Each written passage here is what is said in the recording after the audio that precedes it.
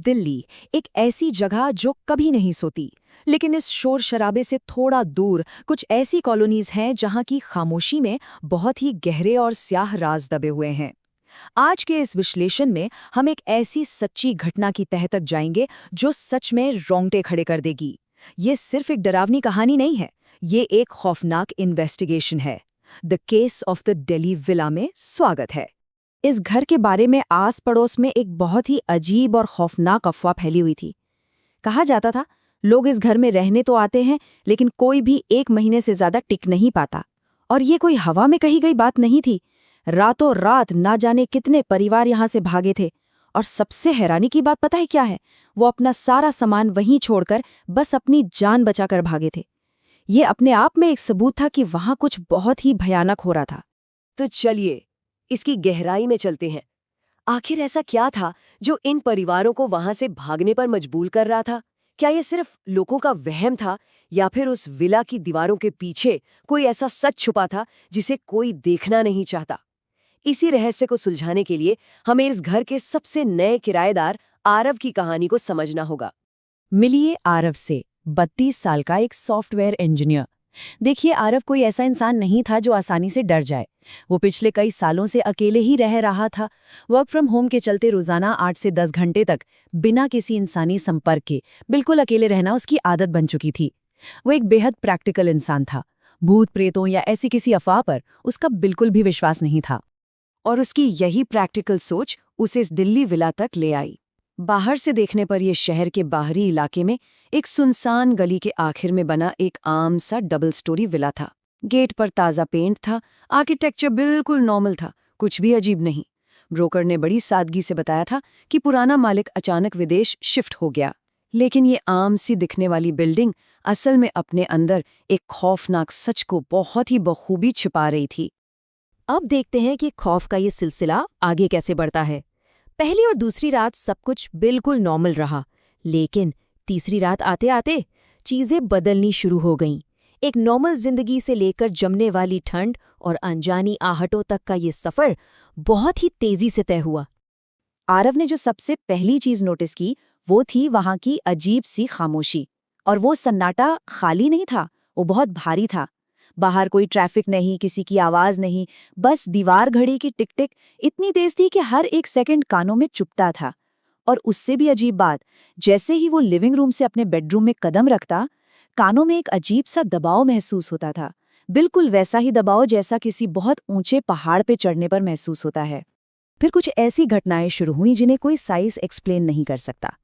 एक रात आरव ने बेडरूम की दीवार पर गहरे निशान देखे, जैसे किसी बहुत बड़े हाथ ने नाखूनों से दीवार को खरोचा हो। जब उसने उस दीवार को छुआ तो वो बर्फ जैसी ठंडी थी। जरा सोचिए, ये दिल्ली की भीषण गर्मी का वक्त था। लेकिन असली खौफ तो अगली सुबह आया। जब उसने उस दीवार को दोबारा देखा तो वो पूरी तरह से चिकनी हो चुकी थी। खरोच के निशान गायब थे, लेकिन वो जमाने वाली ठंड, वो अब भी वहीं थी। अगली रात ठीक 3:04 पर एक आवाज से अचानक नींद खुली। ये आवाज ऊपर बने एटिक यानी अटारी से आ रही थी। सीढ़ियों के आखिर में एक लकड़ी का ट्रैप डोर था जिस पर बाहर से ताला लगा था। और उस बंद ताले लगे दरवाजे के पीछे से किसी के धीरे धीरे चलने की आवाज आ रही थी। कोई भाग नहीं रहा था, बस भारी कदमों से चल रहा था। सवाल ये है कि एक बंद कमरे में इतनी रात गए आखिर कौन चल सकता है? यहाँ से हालात और भी तेजी से बिगड़ने लगे। रात को देर से ऑफिस से लौटने पर पूरे कमरे में सड़ी हुई मछली जैसी इतनी भयानक बदबू आती कि उल्टियां आने लगे।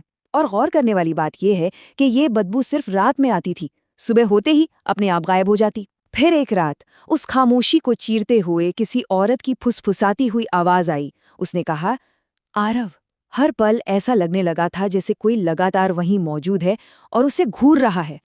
और ये अगला वाकया बहुत ही बेहतरीन तरीके से दर्शाता है कि उस वक्त दिमाग किस हद तक खौफ में था। एक दिन जब आरव वॉशरूम में अपना चेहरा धो रहा था, उसने शीशे में देखा। उसने अपना हाथ हिलाया, लेकिन शीशे में उसकी परछाई 2 सेकंड बाद हिली। उसकी अपनी ही परछाई वक्त से पीछे चल रही थी। ये वो पल था जब रियलिटी और इल्यूजन के बीच की लकीर पूरी तरह से मिट चुकी थी। लेकिन सच कहूं तो असली खौफ का सामना अभी बाकी था। जब आरव बदहवास होकर अपने बेडरूम की तरफ भागा तो उसकी नजर उन सीढ़ियों पर पड़ी जो एटिक की तरफ जाती थीं। वहां उन सीढ़ियों पर एक औरत की परछाई साफ साफ दिखाई दे रही थी, जो धीरे धीरे ऊपर एटिक की तरफ चढ़ रही थी। अब ये कोई वहम नहीं था, वो जो कुछ भी था वो पूरी तरह से सच था और उसी घर में मौजूद था। भागकर बेडरूम में घुसने और खुद को कंबल में कसकर लपेट लेने के बाद भी कोई शांति नहीं मिली। अचानक कमरे का टेम्परेचर गिरने लगा।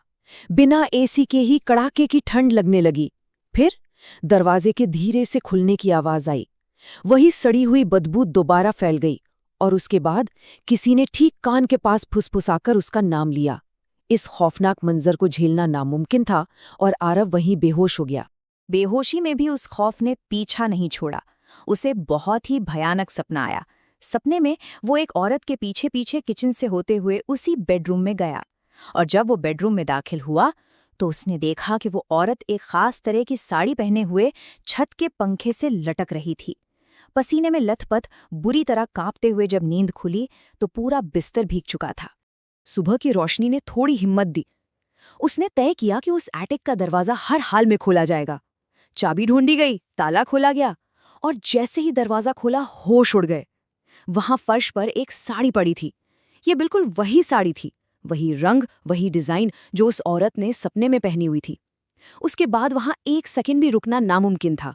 वहां से तुरंत भाग निकलना ही एकमात्र रास्ता था। अब इस विश्लेषण में जो सबसे दिलचस्प मोड़ आता है वो ये है कि ये कहानी सिर्फ एक पैरानॉर्मल या भूतिया घर की नहीं है। जब आरव ने ब्रोकर का सामना किया और उसे पुलिस की धमकी दी तो जो सच सामने आया वो किसी भी भूतिया कहानी से ज्यादा खौफनाक था। ये इंसानी लालच की हद थी। ब्रोकर का बुना हुआ झूठ और उस घर का असली काला सच अब पूरी तरह से बेनकाब हो चुका था। पुलिस रिकॉर्ड्स और इन्वेस्टिगेशन के हिसाब से सच्चाई ये थी कि घर के असली मालिक की पत्नी ने उसी बेडरूम में फांसी लगाकर आत्महत्या की थी। लेकिन इसके बाद जो हुआ वो सच में दिल दहला देने वाला है। उस मालिक ने अपनी पत्नी की लाश को कई महीनों तक उसी एटिक में छुपाकर रखा था। जो सड़ी हुई मछली जैसी बदबू आ रही थी ना, वो दरअसल उस सड़ती हुई लाश की ही एक डरावनी गंध थी।